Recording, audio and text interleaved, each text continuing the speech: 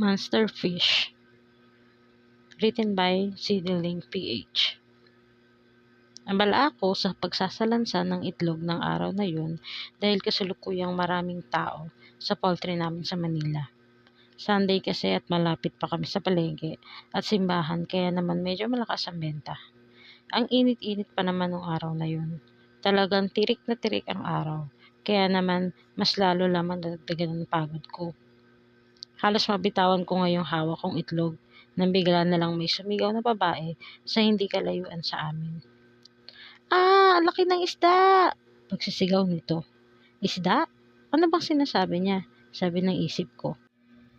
Nakita ko na nagsitaasan ng ulo ang mga tao sa langit kaya tumilngala na rin ako roon. At nagulat ako sa nakita ko dahil may isang isda na nakalutang sa ere. At hindi lang yun basta isda, kundi malaking isda. Lumalangoy pa nga yun sa langit na para bang nasa dagat eh. Nananaginip ba siya?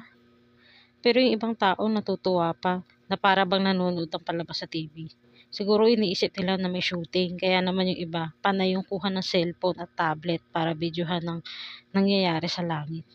Pero ako bigla akong nakaramdam ng takot. Alam kong napaka-imposible ng nakikita ko. Kaya agad ako nagpanik at naisip na baka kailangan kong puntahan yung pamangkin ko na naglalaro sa labas ng bahay namin. Sigurado pinabayaan na naman yun ng mga kapatid ko na walang pakialam kung saan nakakarating yung anak niya.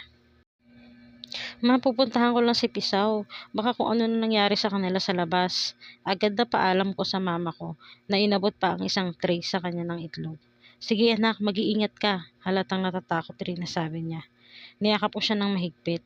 Masama ang pakiramdam ko sa mga isda nagsisilutangan sa langit. Alam ko masamang senyales yun. Nang maghiwalay kami ay halos tapuhin ko na ang kalsada. Kailangan marating ko ang bahay namin dahil nag-aalala ako sa 6 na taong gulang na pamangkin ko. Halos ako na yung nagpalaki sa kanya dahil yung ate ko, simula nang pinanganak siya, ay para na siya nawala sa sarili. Nalusang na yung kapatid ko, naging mainhit ng ulo at para bang wala na siyang pag-iisip ko minsan. Ay hindi pala minsan, madalas pala. Nang bigla na lang ako nakarinig ng isang malaking pagbagsak mula sa likod ko. Paglingon ko ay nalaki ang mga mata ko nang makita kong nagpapanik na ang mga tao. Iyon ay dahil may isang malaking isda ang nalaglag mula sa langit at isang malaking bahay pa yun bumagsak. Gumuho pa ang bahay at natamaan ang malapit na taong naroroon. Doon na na-realize ng lahat na hindi na pelikulang nagaganap, nasa panganib ang buhay nilang lahat. Pagkatapos nun, ay tumakbo na ako katulad ng mga tao sa paligid. Kinakabahan, natataranta, at natatakot ako lalo na nang makita kong marami ng iba't ibang isda ang nalalaglag sa langit. Marami na ako nakitang namatay. Nagsisilaglagan na kahit sa kalsada ang mga isda, kaya nagkaroon na ng kaguluhan sa paligid. Ang mga sasakyan ay nagkabuhol-buhol.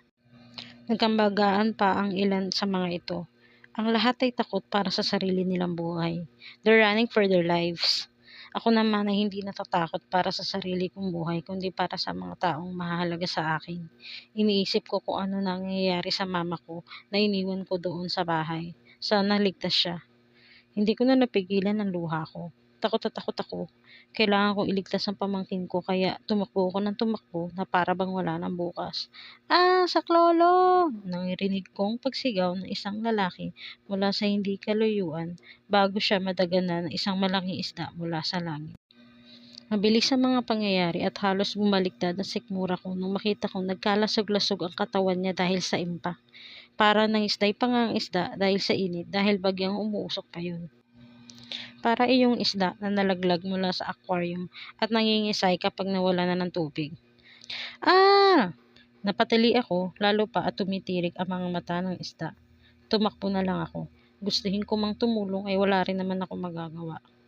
Nang sa wakas ay nakita ko ang pamangkin ko na hindi kalayuan mula sa bahay namin.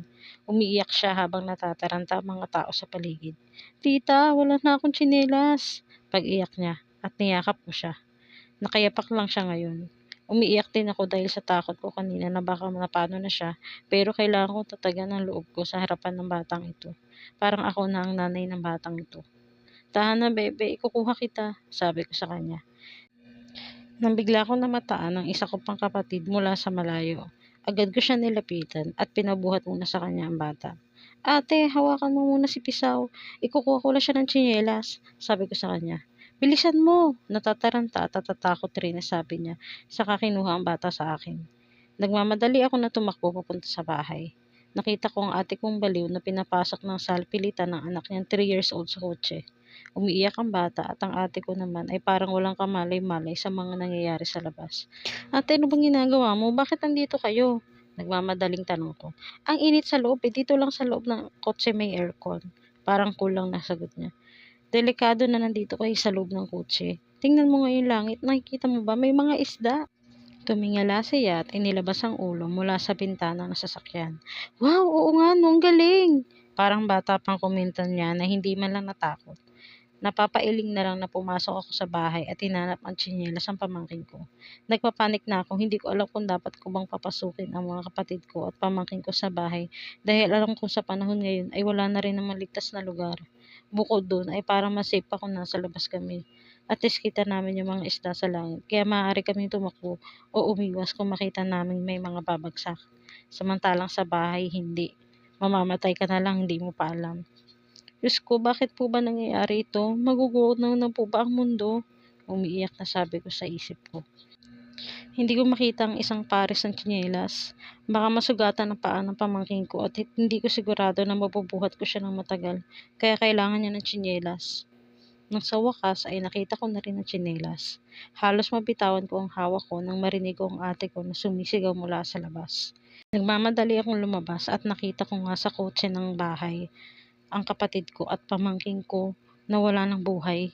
Wala na akong nagawa kundi ang umiyak na lang palayo. Wala na sila, ni hindi ko man lang sila natulungan at wala man lang ako nagawa para iligtas sila.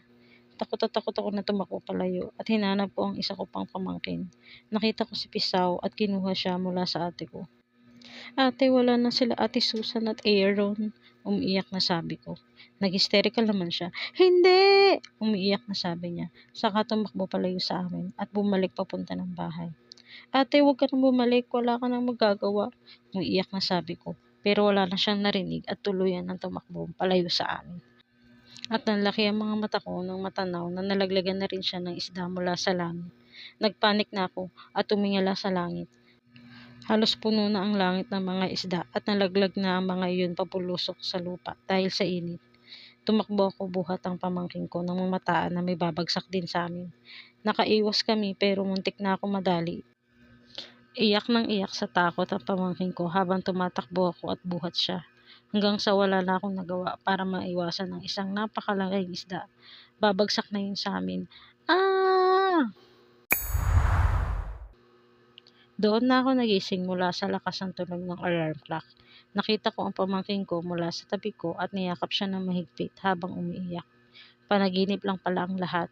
Kaya naman pala ang daming eksena sa panaginip ko na walang sense o weird. At nagawa ko pa talagang maghanap ng tsinelas kahit end of the world na. Bagay na never kong gagawin sa totoong buhay ko nangyari man yun. Bumaba na kami at niyakap ko na mahigpit ang mama ko, mga ate ko at si Aaron na nakaupo na sa hapagkainan. Siyempre pa ay nagulat sila dahil hindi naman ako sweet sa tao. Ano nangyari sa'yo? Takang tanong ng mama ko. Wala po, kain na tayo. Saka ako sinubo ang isang hotdog na naroon. Masayang masaya ako at nagpapasalamat sa Diyos na panaginip lang pala ang lahat. Hindi ko alam kung anong gagawin ko kung totoong mawawala ang pamilya ko nang sabay-sabay mula sa akin. Doon ko na-realize lalo kung gaano ko sila kamahal. Doon ko naramdaman na sobrang mahalaga pala sila sa akin kahit na nag-aaway-away lang naman kami madalas dahil sa pera. At doon pinangako ko sa sarili ko na iingatan ko na ang pamilyang ito. Kung ano man ang ibig sabihin ng panaginip ko ay hindi na mahalaga. Ang importante ay nabigyan ako nito ng paalala na higit sa ano pa man ay ang pagmamahalan sa pamilya ang mahalaga at dapat na maipakita ko sa kanila ang pagmamahal ko habang may panahon pa at magkakasama kami. At higit sa lahat, ang pananalig sa Diyos, pagpapasalamat at paghingi ng gabay sa Kanya ay hindi dapat mawala. Wakas.